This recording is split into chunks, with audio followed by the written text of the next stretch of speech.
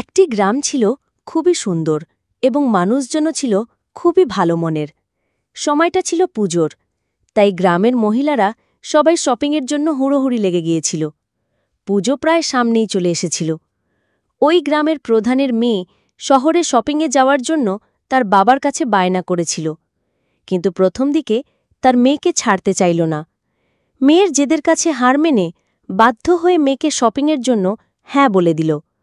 মেয়ে খুশি হয়ে শপিংয়ের জন্য শহরে চলে গেল। শপিং করতে করতে অনেক দেরি হয়ে গেল। বাড়ি ফেরার পথে এক ভয়ঙ্কর জঙ্গল পড়বে, সেই ভেবে গ্রামপ্রধানের মেয়ে ভয়ে কি করে বাড়ি ফিরবে দুশ্চিন্তাতে পড়ে গেল। কিন্তু কিছু করার ছিল না, তাকে বাড়ি ফিরতেই হবে। সে আর কোনো কিছু না ভেবে ওই জঙ্গলের রাস্তা দিয়ে হাঁটতে লাগল।